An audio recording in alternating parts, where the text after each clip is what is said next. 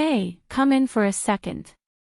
Let me talk to you like someone who's lived with the Onkyo TX-RZ50 long enough to understand what it actually unlocks in a home theater. You know, that type of person who doesn't just watch movies, they study the feeling of sound. The kind of person who notices when a room comes alive, and when it falls flat. If that's you, you're already closer to this upgrade than you realize. Before we go deeper, check the current price and stock. Receivers at this tier never sit still for long. There's always that moment when you look at your old AVR and admit it's holding everything back. For me, it was the way the sound collapsed during heavy action. The speakers were trying. The room was trying. But the receiver. It was done. You've probably had your own version of that moment, the instant you recognize you've outgrown good enough. Switching to the RZ50 felt like stepping into a different category of ownership. The relief hits immediately. You stop fighting the EQ. You stop compensating for weak power. You stop turning up the volume hoping for clarity that never comes. Instead, you press play, and the room finally behaves. The everyday scenes hit differently. A quiet drama suddenly feels textured and intimate.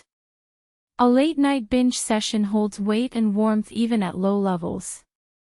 A gaming session becomes this three-dimensional space where effects move with intention instead of guessing. And when you watch a blockbuster, the dynamic stops sounding compressed and starts sounding alive. But it's the feeling that stands out most. You're not just hearing the movie, you're experiencing the mix the way it was meant to hit.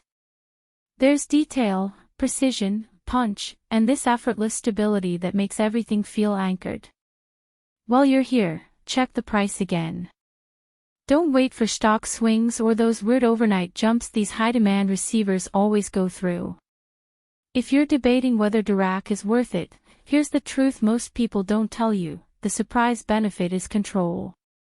You expect power, but you don't expect how clean the room becomes once the system isn't fighting the acoustics.